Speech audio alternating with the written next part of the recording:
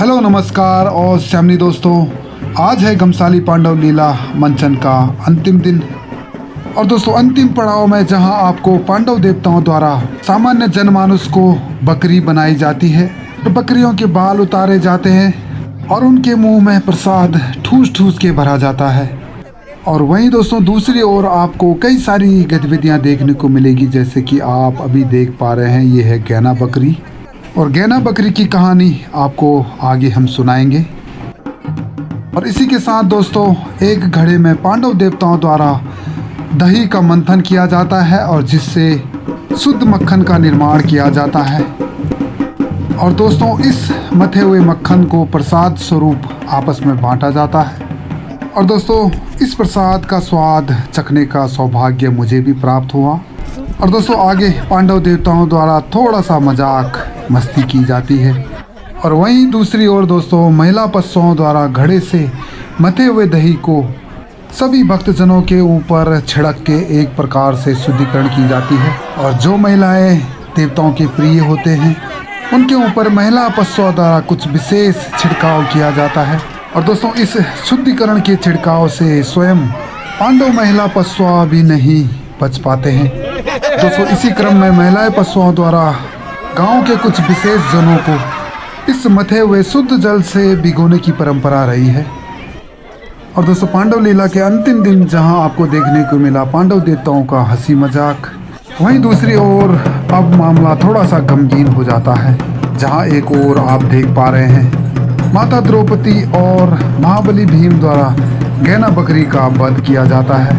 और उसके बाद तीनों देवता ओझल हो जाते हैं और परिणाम स्वरूप आप देख पा रहे हैं सभी पांडव देवता गम के अंधेरे में घिर जाते हैं और बेहोशी उनमें छा जाती है। और दोस्तों आगे की वीडियो में आपको देखने को मिलेगा कैसे पांडव देवता मृत्यु शैया से बाहर निकल आते हैं।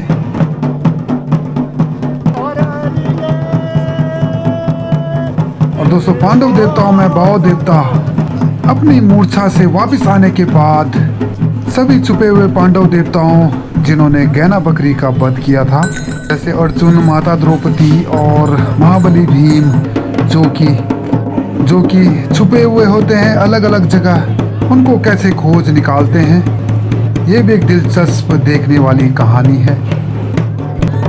तो दोस्तों इस प्रकार से किए गए कृत्य के लिए पांडव देवताओं का आपस में युद्ध होना सुनिश्चित होता है।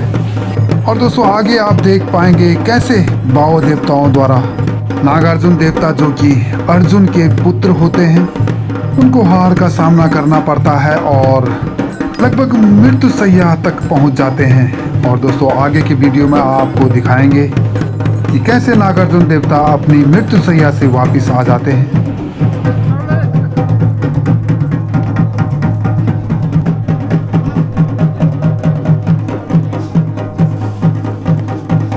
और दोस्तों एक बार नागार्जुन देवता के मृत्यु शैया से वापस आने के बाद अब अवतरण की बारी आती है माता काली की। तो दोस्तों काफी इंटरेस्टिंग आज की कहानी होने वाली है। आगे आप देख पाएंगे दोस्तों काली माता के अवतरण के लिए सभी पांडव देवता बारी बारी से काली माता का आह्वान करते हैं।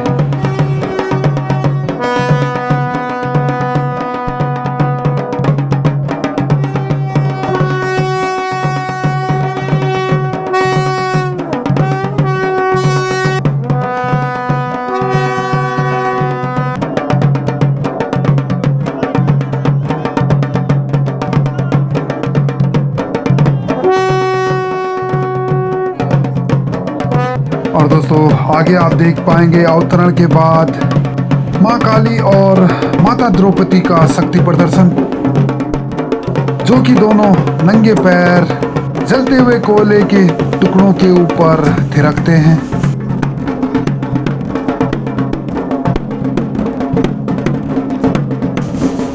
और दोस्तों साथ ही आपको देखने को मिलेगा हमारे आराध्य देव फैला देवता का अवतरण। और दोस्तों अवतरण के दौरान उन्होंने पांडव लीला मंचन का सफल आयोजन के लिए समस्त ग्रामवासियों को अपना आशीर्वाद प्रदान किया।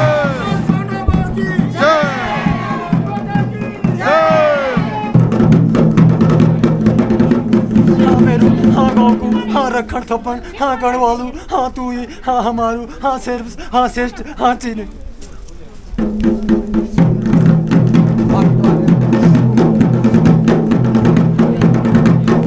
और दोस्तों इसी के साथ हमारे आराध्य फैला देवता जब अवतरण में वापिस आ जाते हैं तो 8 दिन तक चलने वाले पांडव लीला मंचन जो कि धर्माना में किया जाता है, एक शुभ प्रतीक चिन्ह चीड़ के पेड़ को जो कि धर्माना में स्थापित किया गया था और पांडव देवताओं के समस्त बाण और अस्त्र शस्त्र सभी को धर्माना में स्थित पांडव पांडाल से उठाकर पांडव मंदिर में पहुंचाया जाता है।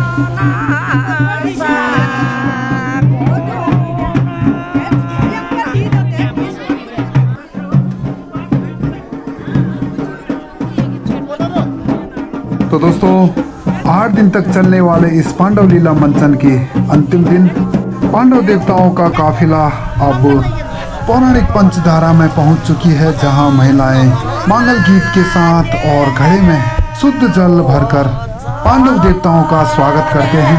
स्वागत के दौरान पुष्प आदि चढ़ाते हैं और दोस्तों इसके बाद समस्त पांडव देवताओं द्वारा गांव के अन्य सभी देवताओं के मंदिर दर्शन करने के बाद ग्रीनफील्ड एरिया जिसे हम साक्ष्यम भी कहते हैं, वहां पे आने के बाद एक राउंड नृत्य मंचन करने के बाद पुनः मंदिर की ओर प्रस्थान करते हैं। तो दोस्तों इस प्रकार से गमसाली पांडव लीला मंचन 8 दिन तक चलने वाले इस पौराणिक परंपरा की अंतिम दिन की कहानी पांडव मंदिर में जाके पूरी होती है। तो दोस्तों चलिए आपको डिटेल में समझाते हैं गमसाली पांडव लीला मंचन के आखिरी दिन की कहानी।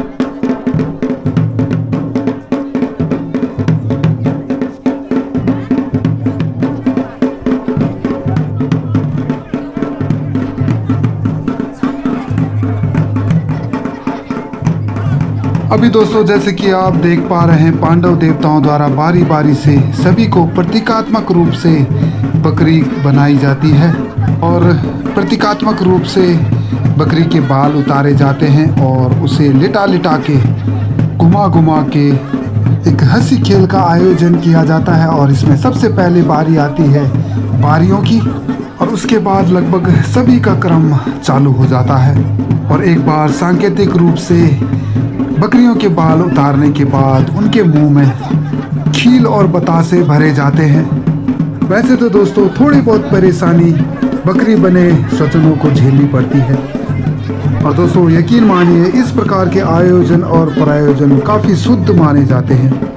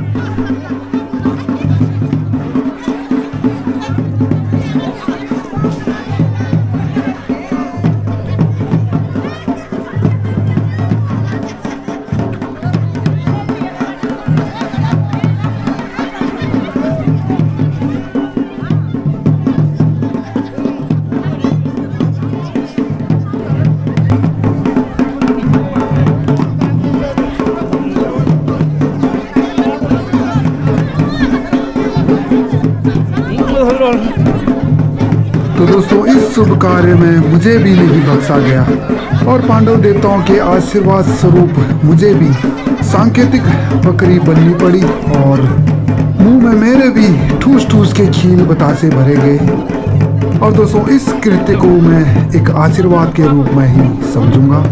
खूब प्यार और आशीर्वाद पांडव देवताओं से मुझे देखने को मिला और दोस्तों इस प्रकार से सिलसिला लगातार चलता रहा। पांडव देवताओं द्वारा कई सारे सांकेतिक बकरियां बनाई गई और उनके बाल उतारे गए और उनके मुंह में प्रसाद स्वरूप खील बतासे भरे गए और उनके इर्द गिर्द नाच नाच कर पांडव देवताओं का आशीर्वाद स्वजनों के ऊपर बरसता रहा।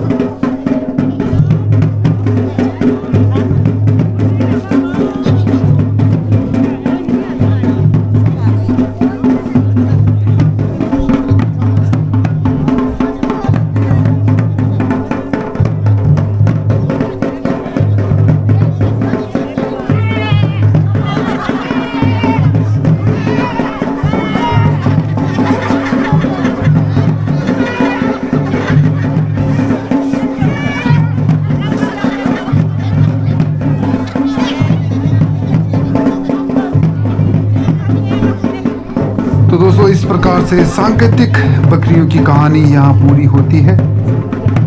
और दोस्तों आगे की कहानी में आप देख पाएंगे गैना बकरी की कहानी, जो कि जल्दी ही शुरू होने वाली है। देखिए दोस्तों कितना प्यारा सांकेतिक गैना बकरी तैयार किया गया है। और दोस्तों पांडव लीला मंचन के अंतिम दिन के अगले पड़ाव में जैसे कि आप देख पा रहे हैं, एक घड़े में दही मटने का कार्य चल रहा है और पांडव देवता बारी बारी से घड़े में रखे दही को मटते हैं। अभी जैसे आप देख पा रहे हैं भगवान कृष्ण और माता सुभद्रा घड़े में रखे दही को मटकर मक्खन बनाने की तैयारी चल रही है। और दोस्तों इस प्रकार से बारी बारी से सभी पांडव देवता मक्खन बनाने की प्रक्रिया को सुचारू रखते हैं और ढोल की ताप पर एक सुंदर नृत्य कला का प्रदर्शन भी करते हैं। और वहीं दोस्तों स्क्रीन के दाएं साइड में आप देख पा रहे हैं दो बारी जो कि इस प्रक्रिया को देख रहे हैं। और धर्माना में होने वाले इस प्रायोजन की जिम्मेदारी इन दोनों बारियों की होती है। यहाँ पे जो भी साजो सामान की जरूरत पड़ती है उन्हें पूरी करनी पड़ती है।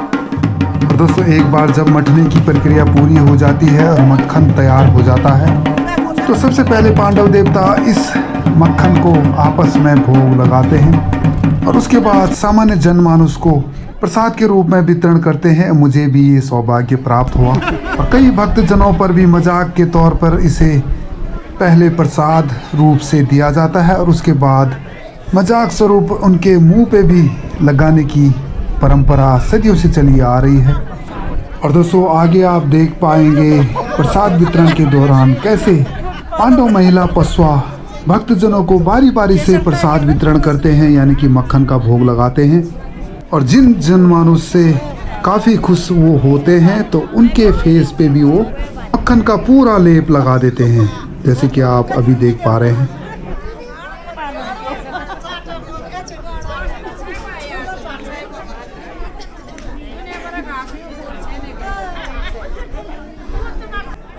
और दोस्तों मथने के बाद निकले शुद्ध जल को पांडव देवताओं द्वारा सभी के ऊपर छिड़काव करने की प्रक्रिया सदियों से चली आ रही है। यह एक शुद्धिकरण का पाठ होता है।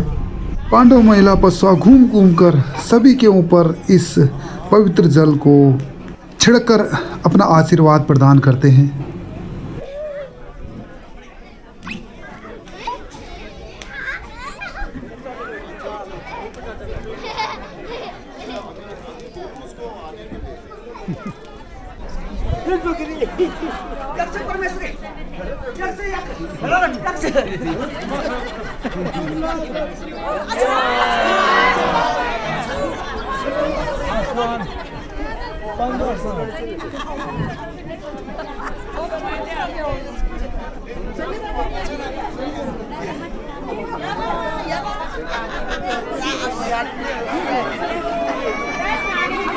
और दोस्तों इसी क्रम में महिला पशुओं के जो प्रिय होते हैं उनके ऊपर इस पवित्र जल का कुछ ज़्यादा ही छिड़काव करते हैं।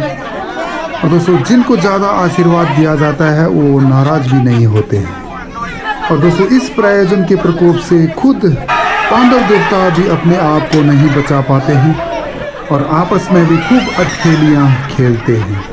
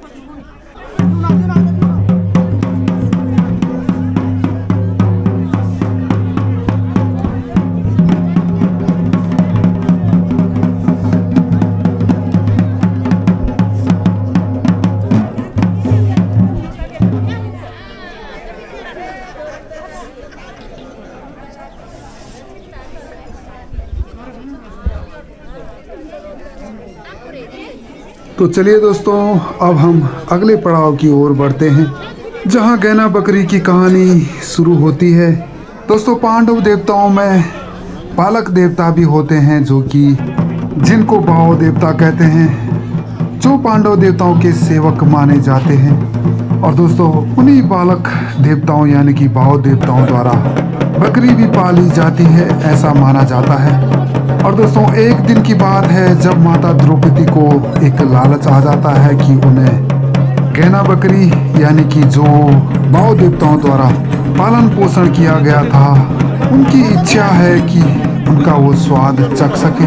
दोस्तों माता द्रौपदी ने जिद किया और दोस्तों परिणाम स्वरूप महाबली भीमसेन और अर्जुन देवता गैना बकरी को मारने की तैयारी करते हैं जिससे कि माता सुभद्रा प्रसन्न हो सके। और दोस्तों इन बातों से अनभिज्ञ और पांडव देवता और भाव देवता जो कि गैना बकरी का पालन पोषण करते आए हैं। और जैसे कि आप देख पा रहे हैं दोस्तों पांडाल के पीछे और सभी भाव देवता और पांडव देवता बैठे हुए हैं और प्रतीकात्मक रूप से सामने लगाया जाता है पर्दा, ताकि कहानी बिल्कुल सटीक बैठे कि अन्य पांडव देवता और बाओ देवता इस गैना बकरी के वध को न देख सके। और दोस्तों, एक राउंड का नृत्य होने के बाद पांडव देवता अर्जुन, माता द्रौपदी और महाबली भीमसेन धीरे धीरे हल्के कदमों से गैना बकरी की ओर बढ़ चलते हैं। अपने तीर कमान, कटारी और गदे के प्रहार से गैना बकरी का वध करते हैं।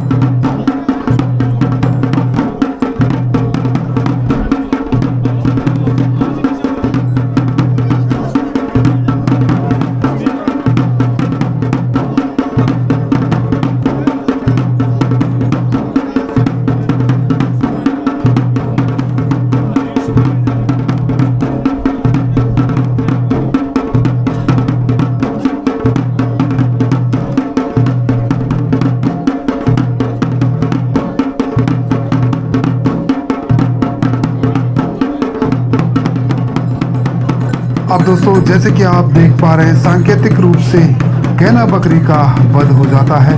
दोस्तों, इस बात की भनक अन्य पांडव देवताओं और बाओ देवताओं को पता लग जाती है। तो दोस्तों, परिणाम स्वरूप अर्जुन देवता और महाबली भीमसेन और द्रौपदी माता भीड़ में छुप जाते हैं। और जैसे कि आप देख पा रहे हैं, जब अन्य पांडव देवताओं और बाओ देवताओं का आभास होता है कि उनकी पाली हुई गैना बकरी का वध हो जाता है, और दोस्तों वियोगवश सभी पांडव देवता बदहवास होकर बेहोश हो जाते हैं और अपना सुध बुध खो देते हैं। और दोस्तों, धीरे धीरे अन्य पांडव देवता जैसे जैसे अवतरण में वापस आते हैं, वैसे ही धीरे धीरे अन्य पांडव देवता एक दूसरे को अवतरण में वापस लाते हैं। जैसे कि आप देख पा रहे हैं दोस्तों, अभी भी बाओ देवता अवतरण में वापस नहीं आए हैं और बेहोशी की मदहोशी में हैं। और वहीं सहदेव भी अब अवतरण में वापस आ चुके हैं और अब बाओ देवताओं को अवतरण में लाने की प्रक्रिया चल रही है।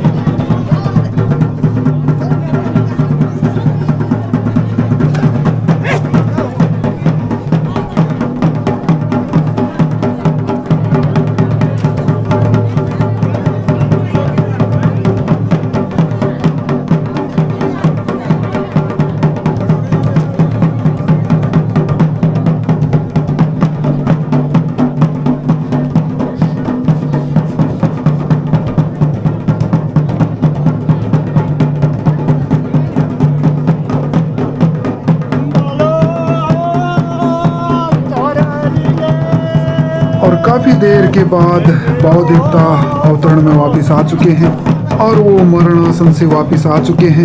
अब दोस्तों, बाओ देवताओं की जिम्मेदारी होती है कि वो जिन्होंने उनके प्रिय गैना बकरी को मारा है उनको ढूंढ खोज निकालते हैं, जो कि जगह जगह पर छुपे बैठे हैं। और सबसे पहले पकड़े गए हैं नागार्जुन देवता, जो कि पड़ोस के ही मकान में छुपे हुए थे। अब दोस्तों, ढूंढ खोज हो रही है माता द्रौपदी और महाबली भीमसेन की, जो कि गैना बकरी के वध के बाद लापता हैं।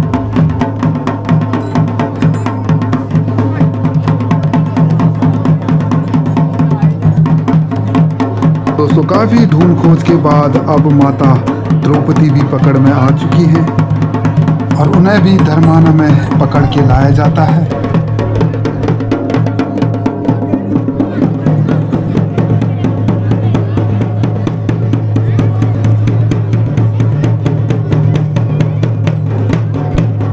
और दोस्तों माता द्रौपदी के ढूंढ खोज के बाद भाव देवताओं को महाबली भीमसेन भी मिल जाते हैं और उन्हें भी पकड़ के पांडाल में लाया जाता है। अब क्योंकि दोस्तों भाव देवता क्रोधित हैं और आक्रोश में आकर उन्होंने नागार्जुन देवता, जो कि अर्जुन देवता के पुत्र हैं, उनको युद्ध के लिए ललकारा है। तो दोस्तों इस प्रकार से भाव देवताओं और नागार्जुन देवता के बीच में युद्ध का शंखनाद हो चला है। और दोस्तों इस युद्ध का परिणाम क्या होगा यह तो समय ही बताएगा।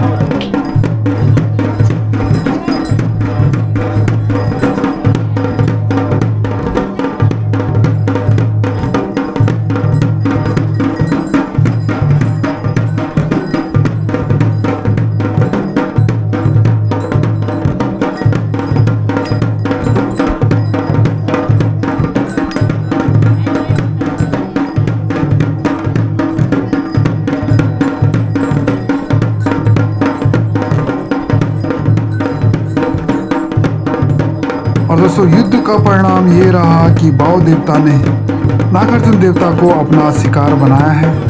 और दोस्तों इस युद्ध के परिणाम स्वरूप नागार्जुन देवता मूर्छित हो जाते हैं। और दोस्तों इस प्रकार से मूर्छित होते ही सभी पांडव देवताओं जिन्होंने युद्ध का आह्वान किया था, उन सभी का क्रोध शांत हो जाता है। और दोस्तों इस प्रकार से सभी पांडव देवता उनको मूर्छा से वापस लाने की भरसक प्रयास करते हैं।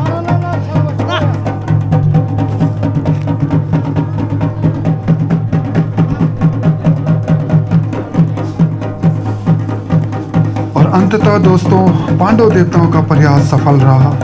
नागार्जुन देवता मूर्छा से वापस आ जाते हैं। इस प्रकार से सभी पांडव देवता अब राजी खुशी रहते हैं।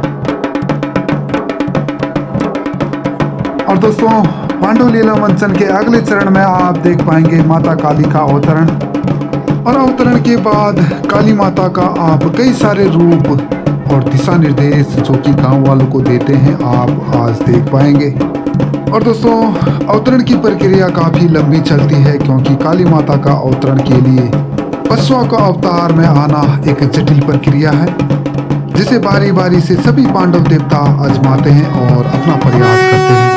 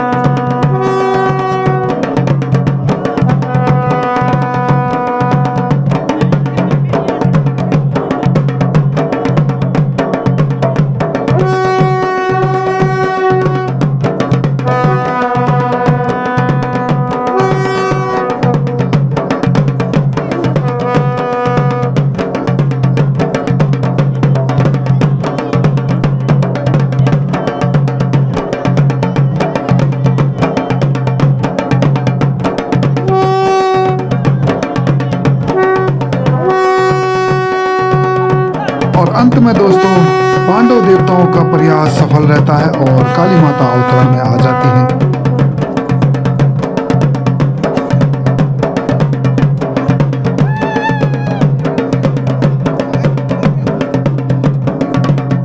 और दोस्तों अवतरण में आने के बाद वो माता सुभद्रा को लेके अग्नि परीक्षा देने की उत्सुक रहते हैं और जलते हुए अंगारों के ऊपर दोनों अपना रौद्र रूप दिखाते हैं। दोस्तों वर्षों से ही ये परंपरा चली आई है, जब भी माता काली और माता द्रौपदी अपने अवतरण में आते हैं तो सबसे पहले वो अग्नि परीक्षा देते हैं, यानी कि अग्नि के ऊपर नंगे पैर जलते अंगारों के ऊपर थिरकते हैं।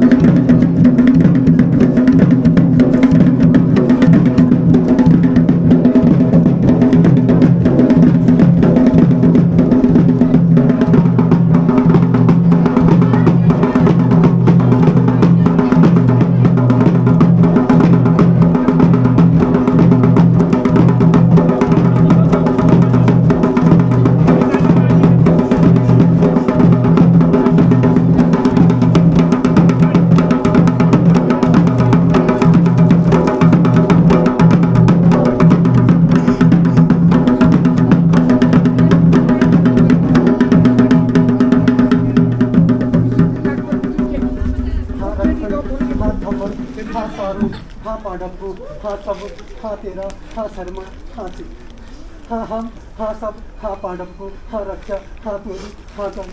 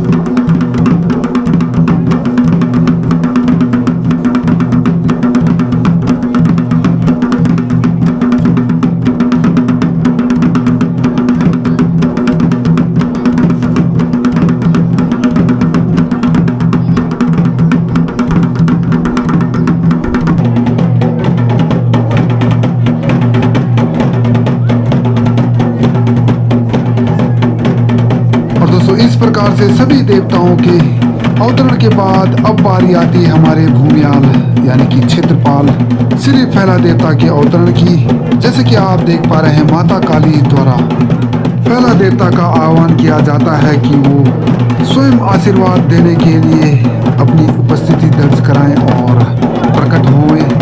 और दोस्तों, इस प्रयास के बाद हमारे आराध्य देव फैला जो कि अवतरण में आ जाते हैं और धर्माना में जो उनका स्थल है वहाँ पे खड़े होकर सभी ग्रामवासियों को राजी खुशी का अपना संदेश देते हैं।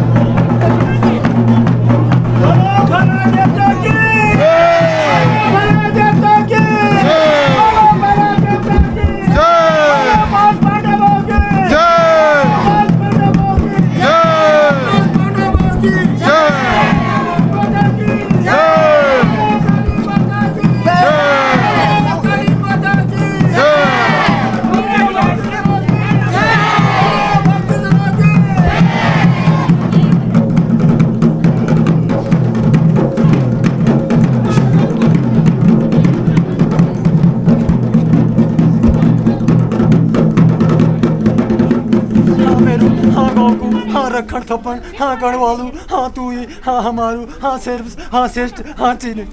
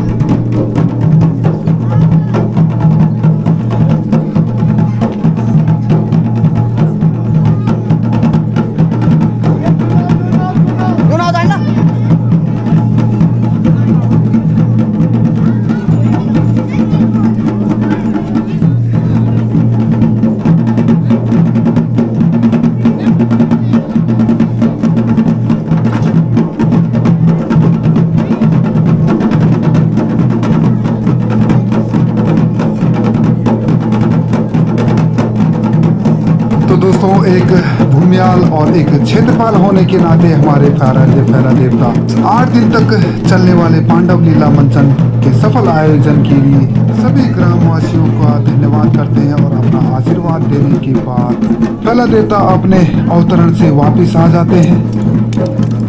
तो दोस्तों, इस प्रकार से 8 दिवसीय पांडव लीला मंचन का सफल आयोजन सभी ग्रामवासियों द्वारा किया गया और इसमें विशेष सहयोग पांडव देवताओं के सभी पशुओं और गांव के 2 बारियों जिन पे इस आयोजन को सफल कराने के लिए नामित किया जाता है। तो दोस्तों, इस प्रकार से सभी जितने भी पांडवों के अस्त्र शस्त्र और बाण 8 दिन के लिए यहाँ स्थापित किए जाते हैं, जो कि पांडव पांडाल तैयार किया गया है और 8 दिनों तक यही अस्त्र शस्त्र की पूजा होती थी और पांडव नृत्य का आयोजन होता था।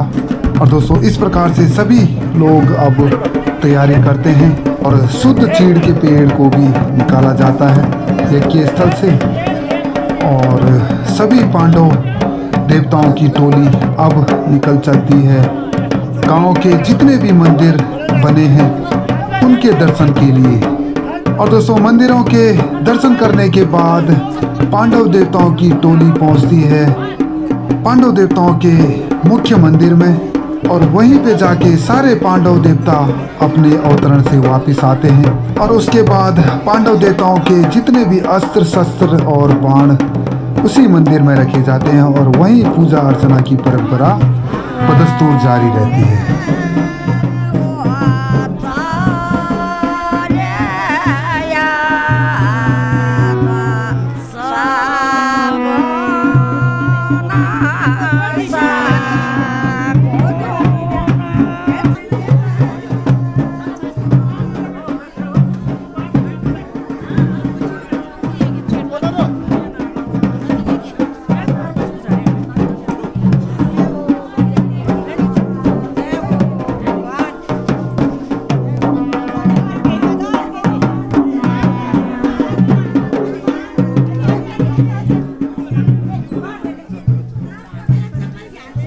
और दोस्तों जब तक कि पांडव देवता मंदिर न पहुंच जाए तब तक बीच में लोग पांडव देवताओं के आशीर्वाद और स्वागत के लिए धूप लेके खड़े रहते हैं और पांडव देवताओं का टोला मंदिरों की ओर बढ़ चलता है।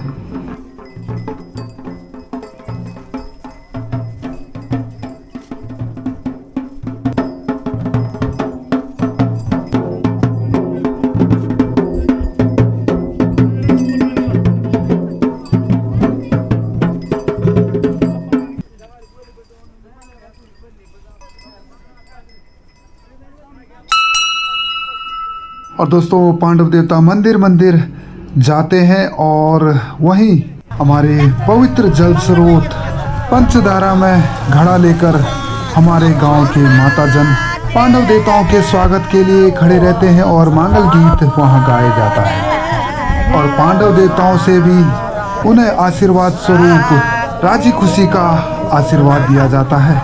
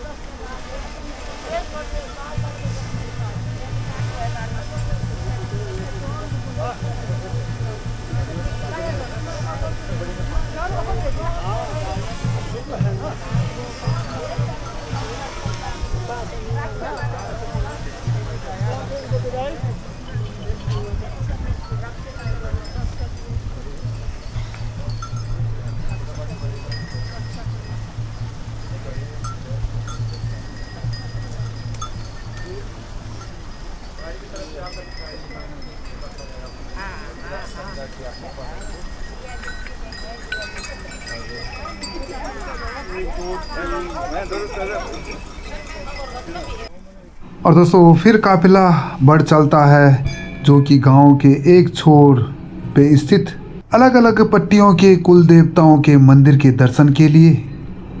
अगर दोस्तों एक क्रम से शुरू करें, सबसे पहले माता धुरा देवी का मंदिर, उसके बाद मनफैला देवता का मंदिर, फिर आता है कुंवर देवताओं की माँ भगवती और फिर सबसे लास्ट में आता है चौन पट्टी की माँ भगवती।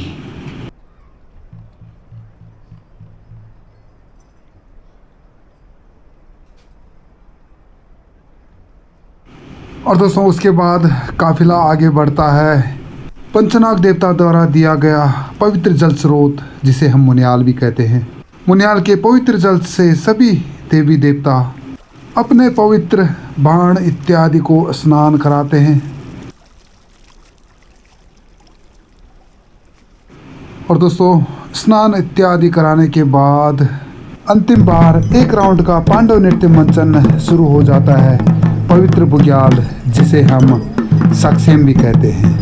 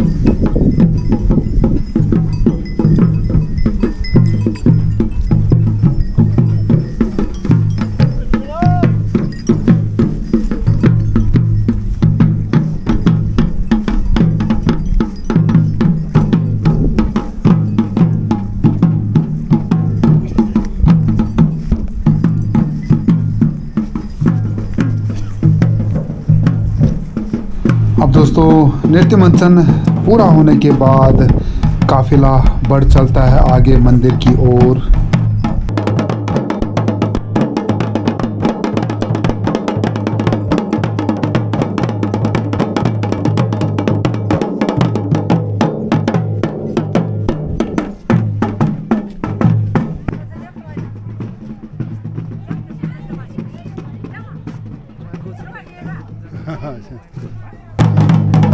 और दोस्तों इस तरह से 8 दिन के अंतराल के बाद सभी पांडव देवता अपने मंदिर स्थल पर पहुंच चुके हैं। और दोस्तों मंदिर पहुंचने के बाद मंदिर के चारों ओर परिक्रमा करने की प्रक्रिया शुरू हो जाती है।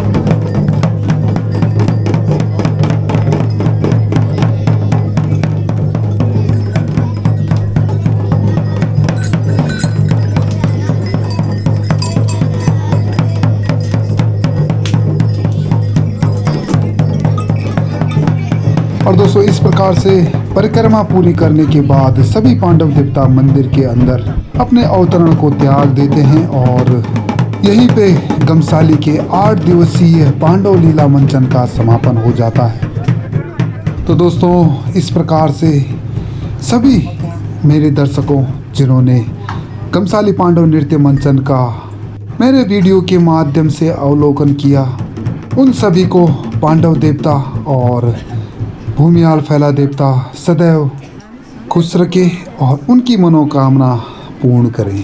तो इसी के साथ दीजिए इजाज़त अपने होस्ट एंड दोस्त रोंगपा ब्रो को। Till then see you, tata and good bye.